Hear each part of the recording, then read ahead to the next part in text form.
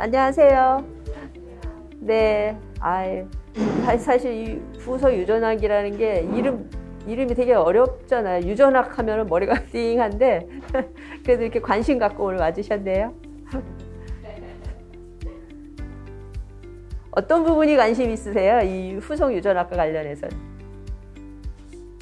그래도 이 제목을 보고 한번 가봐야 되겠다라고 생각하신 데는 어떤 관심이 있으셨을 것 같아요. 제목이 무섭습니다.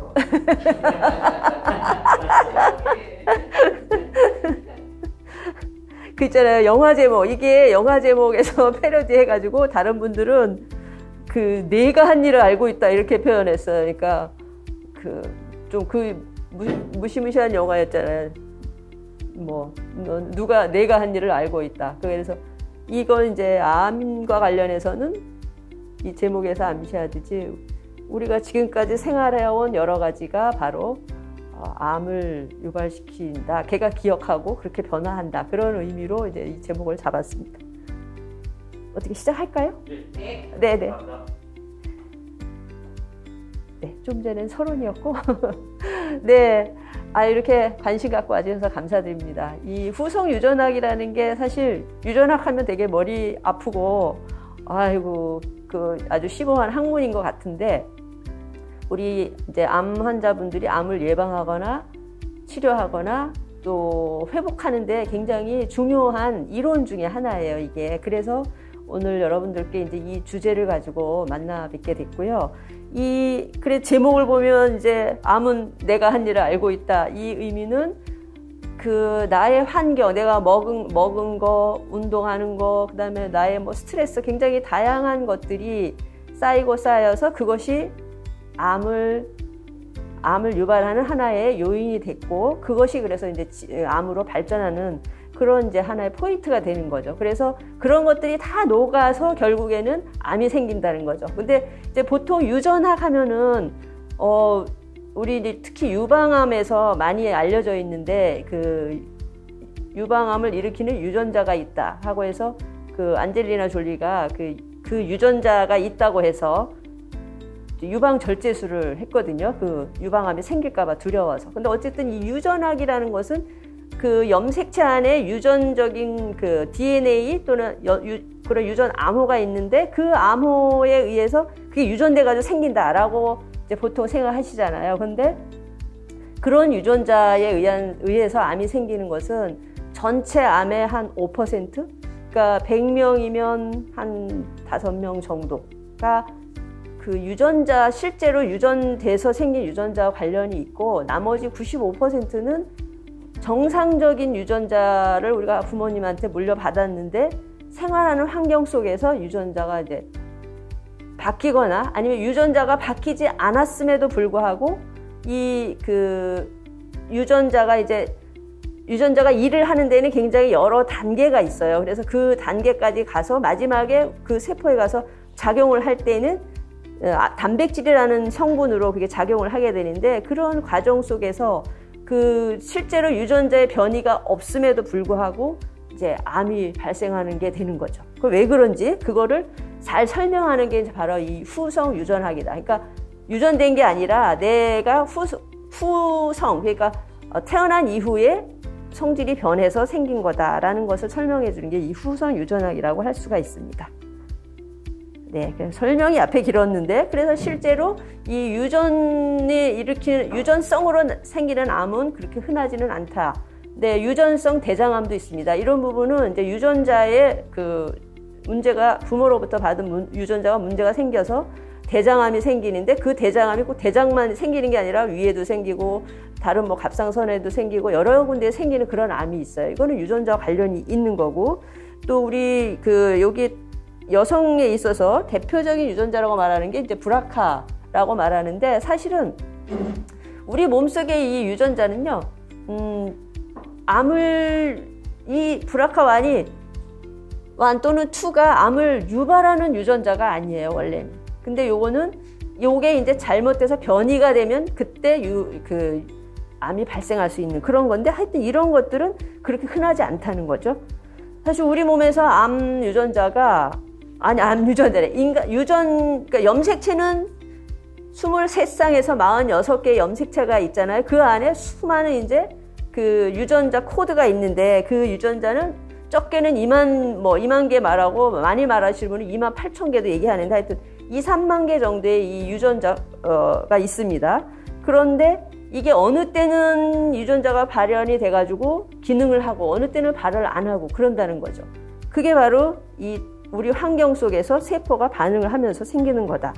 필요한 시기에 유전자가 발현을 하는데 우리 인체도 잘 보시면 어려서부터 이제 그 세포가 아빠 유전자 하나, 그러니까 아빠 염색체, 엄마 염색체 만나가지고 그 두 세포가 만나서 하나의 세포를 형성하고 그것이 이제 계속 분할을 해가지고 결국에 사람이 되잖아요. 근데 사람도 이 기능이 처음부터 그 모든 기능이 다 발달하는 게 아니야. 아이가 잘 걸어가려면 최소한 1년이 걸리잖아요. 말을 하려면 2년 이상 걸려야 되죠. 그리고 이 뇌, 수학 능력, 이런 뇌 기능이 잘 발달하려면 적어도 그 신경계의 발달이 이루어져야 되는데 이런 것들도 일정 시기가 돼야지만 생긴다는 거죠. 그리고 제일 마지막에 생기는 게 바로 이제 생식기관이에요. 나이가 최소한 10대 중반, 20대는 돼야 성기능이 완벽하게 이제 성장을 하잖아요. 이렇게 우리 유전자가 똑같은 걸 갖고 태어났는데 시기별로 발현이 다 다르다는 거죠. 요렇게 인체에서 요건 정상적인 발달 과정인데 요런 게 너는 언제 요거 그 나이가 되면은 발현해서 성적인 기능을 발휘해라. 또는 너는 면역 기능은 언제까지 세포가 다 크고 그 다음에는 기능을 언제까지 발휘해라. 이런 것들이 다 염색체 안에 있어요. 그런 것들이 이제 태어나기도 하는데 실제로는 우리 현상에서는 환경적으로 굉장히 작용하는데 영향이 많이 받는다라는 거죠. 보통 우리가 이제 유전자가 있으면 이게 몸에서 발현을 하려면 그림으로 내가 복잡하게 돼 있는데 오히려 이게 굉장히 간단하게 아주 잘 표현한 그림이더라고요. 그래서 갖고 왔는데 여기 보시면 요 안에 요게 이제 염색체 안에 핵이라는 물질 안에 핵 안에 염색체가 이렇게 있어요. 그럼 염색체의 구성이 이렇게 되어 있습니다. 이렇게 되어 있는데 이게 염색체가 가만히 있으면 작용을 못 해요. 여기서 그 DNA라는 구조로 이제 두 개의 실타래가 이렇게 서로 맞물려 가지고 구성이 되어 있는데 이렇게 근데 어느 순간에 이제 이 효소가 작용을 해 가지고 안 되겠다. 이 세포를 좀 더 만들어야 되겠다. 또는 단백질이 필요하네. 이 단백질을 만들어야 되겠다. 이러면 요 유전자의 요 양쪽 맞물려 있던 게 이렇게 벌어지면서 여기서 요 유전자와 관련된 게 이렇게 이제 RNA라는 또 다른 유전자가 이제 복사가 되는 거죠. 그 요게 나와가지고 쭉 어떤 뭘 만들어라라고 이렇게 만들어지면 요 유전자가 이제 핵 밖으로 나오는 거예요. 밖에 나와서 이렇게 RNA도 있고 그 다음에 이제 단백질을 갖다가 만들어야 돼요. 이렇게 단백질이 만들어져야 그 단백질이 가서 일을 하는 거예요. 근데 요게 일반적인 우리 유전자 발현 과정입니다. 그런데 지금 오늘 우리가 말하는 거는 이제 후성 유전학이에요. 자, 여기 1벌 보시면 요건 1벌이고 요건 여왕벌이에요. 일단 보기에 어떤 차이가 있어요? 크기가 일단 차이가 있죠. 자, 그 다음에 먼저 어느 게 암컷일까요? 네? 여왕벌은 암컷. 그러면 1벌은 수컷? 틀렸습니다. 둘 다 암컷이에요. 둘 다 암컷이에요. 근데 이제 어쨌든 크기가 차이가 났어요. 왜 태어날 때 그리고 유전자도 얘네는 똑같다고 그래요. 그런데 이런 차이가 나는데 그러면 수명은 보면 1벌은 한 달 전후 산다고 그래요. 3주에서 5주. 그런데 여왕벌은 3년에서 5년을 산다고 그럽니다. 그러면 똑같은 유전자를 갖고 태어났는데 왜 이런 차이가 생길까?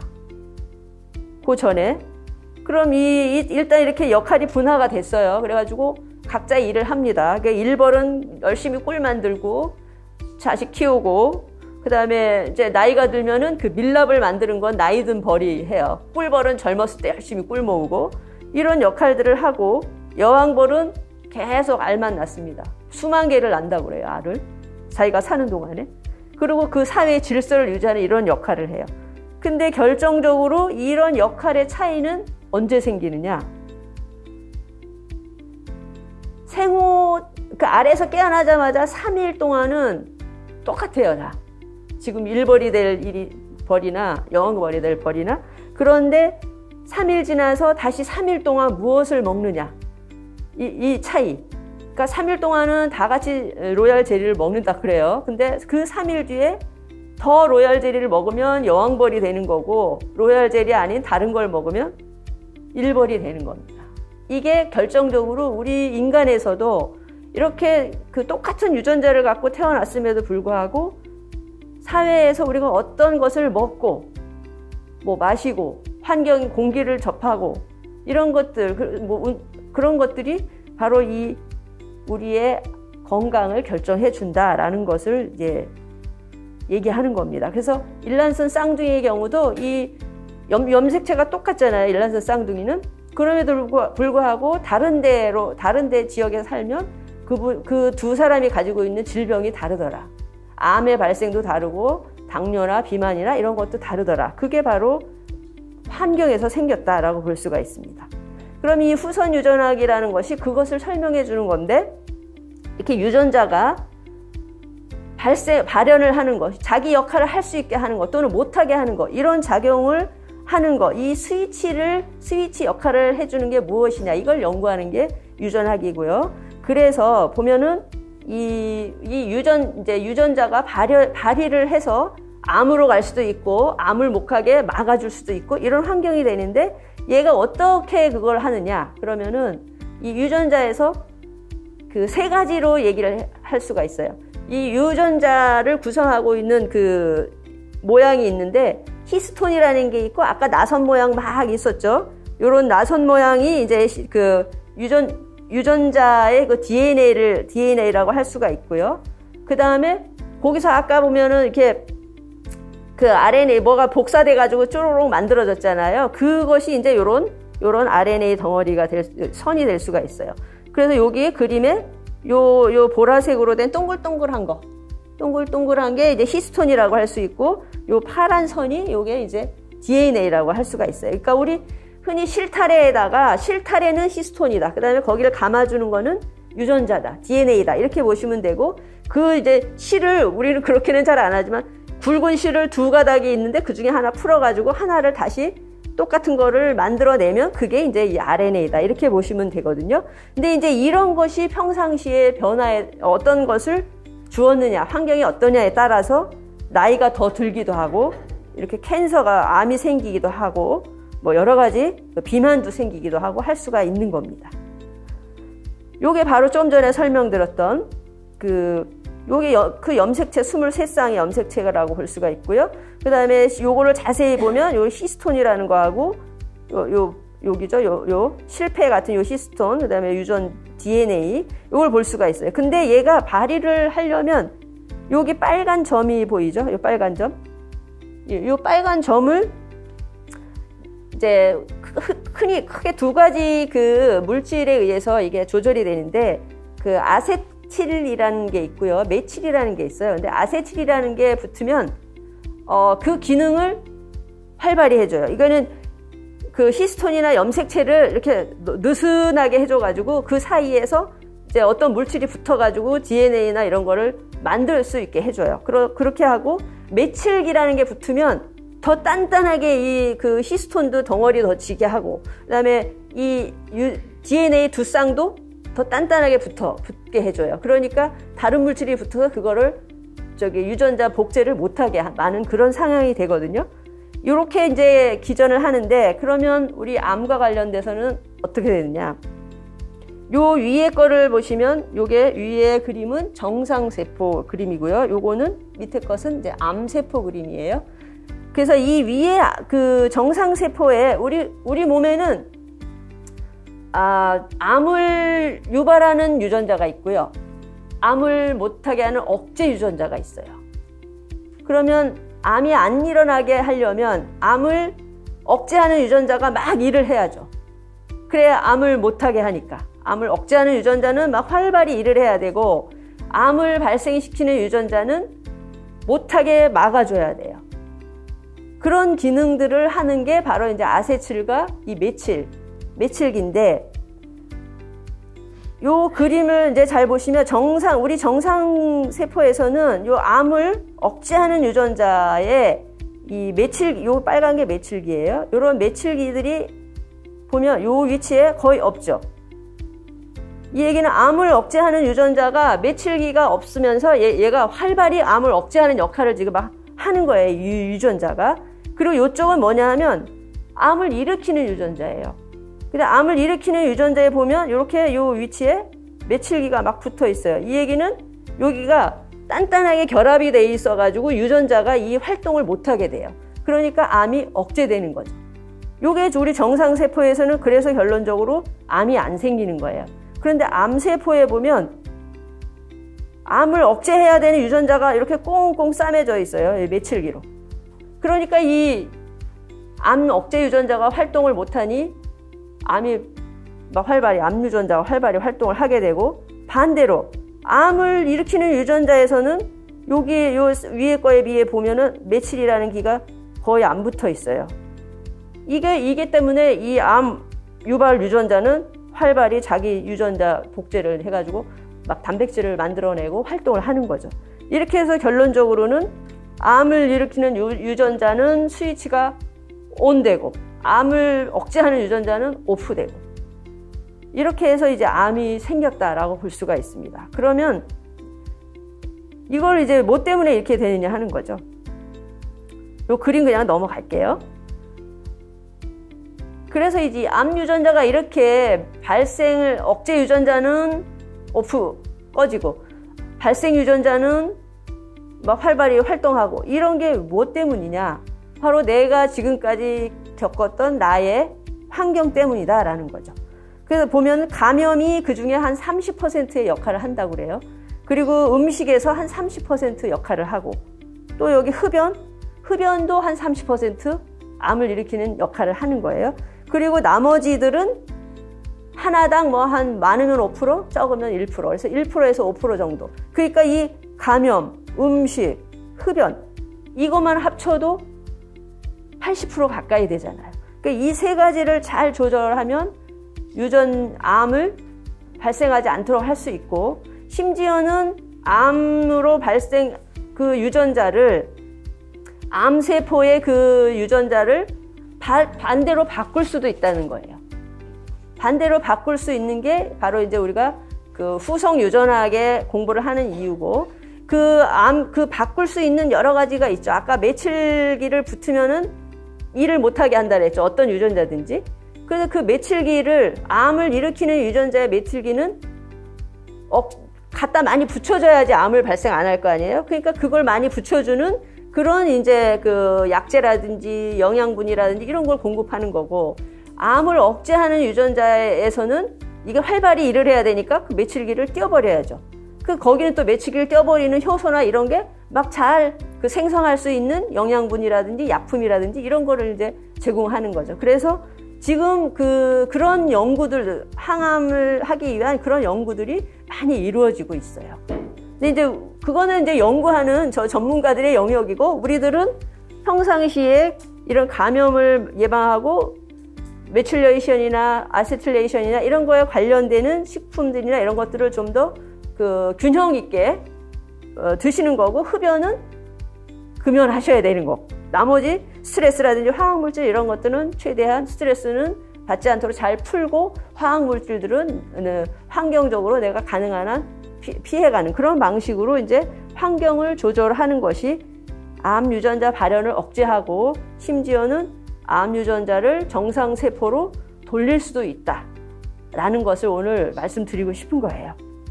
그래서 감염과 관련해서 보면 여러분들 이제 우리 건강검진하면 꼭 위내시경하면 이 헬리코박터 검사를 합니다. 헬리코박터균이 위암을 일으키는 결정적인 원인이에요.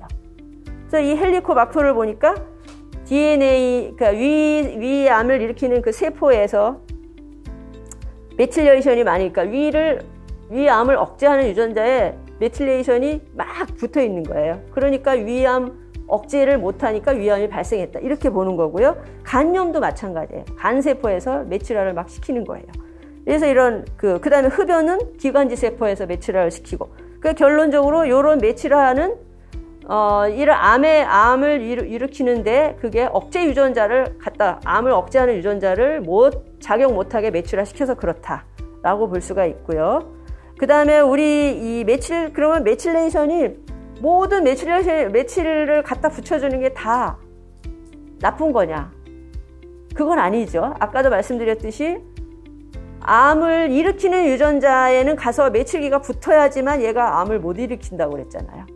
그러니까 우리 영양소에는 이 메틸기를 전달해서 또 그런 암 유발하는 유전자에 메칠기가 붙도록 해주는 거 그런 역할을 해주는 게 있는데 그런 메칠기를 이제 잘 전달해주는 그런 기능도 우리 몸에서 또한 중요한 거예요. 그래서 이 빨간 네모 표시로 되어 있는 부분, 요 부분에 이제 이 메틸과 관련된 주로 영양분이 여기에 다 관련이 있어요.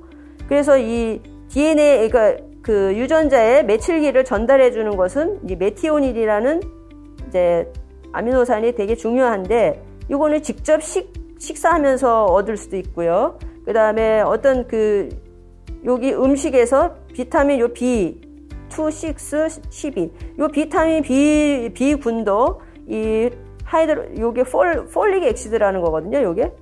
우리 폴릭 액시드가 굉장히 중요한 또 메칠기를 전달해주는 역할을 해요. 그래서 이 엽산인데, 우리말로 엽산인데, 왜 임신 초기에 엽산이 부족하면 뇌 문해화가 나오거든요. 이거는 그 뇌의 신경세포, DNA, 그거를 만드는 기능이 안 돼서 뇌세포가 형성이 안 돼서 나오는 거거든요. 그래서 이 폴레이트가 굉장히 중요한, 뇌신경에는 중요한 요소인데, 어쨌든 이게 DNA에 메칠기를 전달해주는 그런 역할도 하고 있어요. 그래서 음식에서 그 엽산을 섭취하는 게 중요하고, 그리고 그 엽산을 섭취했을 때 그냥 혼자서 역할을 하는 게 아니라 비타민 B군들이 같이 작용을 해서 이런 그 메티오닌의 메칠기를 전달해주고, 그게 다시 또 DNA에 그 메칠기를 전달해주는 이런 역할들을 하고 있고, 또 콜린이나 뭐 베타인이라는 이런 식품에서도 있습니다. 그러니까 우리가 이 메칠기나 아세틸기는 절대적으로 좋다, 절대적으로 나쁘다, 그런 거는 아닌데, 어쨌든 어디에 가서 이게 역할을 하느냐가 굉장히 오히려 중요한 거거든요, 체내에서. 근데 기본적으로 이 메틸기는 적절한 양이 우리가 공급이 되어야만 몸에서 그 암 유발 유전자에 가서 붙어서 억제할 수가 있다라는 것을 여기서 이제 말씀드리는 거고요. 근데 시중에 뭐 인터넷 뒤져보면 이 후성 유전자하고 암 억제 뭐 이렇게 음식 이렇게 치면 되게 많은 게 나오고, 특히 이 네 가지가 굉장히 잘 나오는데, 제가 오늘 여기다 이걸 올려서 여러분께 설명드리는 거는 오해는 안 하셨으면 좋겠어요. 지금 이 물질들, 인터넷에 나와 있는 굉장히 다양한 그 후성 유전학과 관련된 식품, 뭐 성분 이런 것들은 절대적으로 좋다, 절대적으로 나쁘다는 없어요. 그리고 지금 연구 단계는 우리 암을 치료했다라고 연구된 것도 없어요. 단지 암세포가 있잖아요. 그럼 암세포를 떼어가지고 그 암세포에다가 이런 물질을 줘봐요. 제니스테인이라는 성분을 암세포를 줘가지고 키워봐요, 영양분을. 그랬더니 얘가 메틸레이션이 암 억제 유전자에 메틸레이션이 많이 돼 있었는데, 이걸 주니까 메틸레이션이 떨어져가지고 그 암세포가 정상세포처럼 바뀌었네? 이런 연구를 지금 하는 단계예요. 그러니까 암세포 단계에서는 얘네들이 효과가 돼 있다라는 것이 밝혀는 졌는데, 지금 단계가 너무 멀죠. 암세포 하나씩만 갖고 한 거를 우리 몸에 들어와서 이게 우리 몸은 얼마나 복잡합니까? 굉장히 다양한 사이클도 하나가 아니에요. 톱니도 뭐 수백 개가 같이 돌아가야 되거든요. 이렇게 해서 어느 하나가 망가지면 그게 이제 고장나서 하나가 막 쌓여가지고 다른 뭐 캔서가 된다든지 이렇게 되는 건데, 어쨌든 이게 우리 몸에 들어와서 암에 직접적으로 효과를 줄 수 있느냐. 특히 강황이 되게 이제 연구가 많이 됐다고 그래요. 그래서 어떤 학자가 강황과 관련된 연구만 한 10,000개 정도 있답니다. 그 10,000개 정도를 다 봤어요. 봤더니 이렇게 전립선암, 방광암 세포를 가지고 한 연구에서는 메틸레이션을 억제시켜가지고 암 억제 유전자가 다시 활성화됐다. 이 얘기는 암을 죽일 수 있는 가능성이 지금 생긴 거죠. 그런데 실제로 인체에서 실험한 거에는 아직 성공한 예가 없다. 이렇게 되어 있어요. 그러니까 굉장히 많은 연구들이 지금 되어지고는 있지만 아직 인체에는 밝혀진 건 없어요. 그런데 오늘 이렇게 말씀을 드리는 이유는 이 후선 유전학과 관련해서 우리가 먹는 각종 음식들이 이렇게 유전자에 영향을 미쳐서 암을 억제하는 효과를 낼 수도 있다라는 거를 말씀드리고 싶은 거고요. 오늘의 마지막 결론이에요.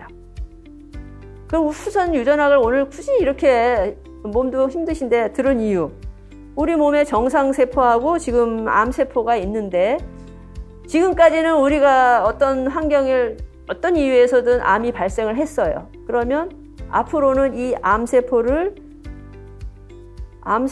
암의 억제 유전자는 활성화되고 암에 일으키는 유전자는 억제할 수 있는 방식으로 우리가 음식 조절하는 거, 그 다음에 환경적인 다양한 그 바람 요인, 그리고 흡연을 금연하는 거, 이런 것들이 다 영향을 미칠 수 있고, 그래서 우리가 식생활에서도 이걸 잘 챙겨서 드셔야 된다. 그런데 마지막으로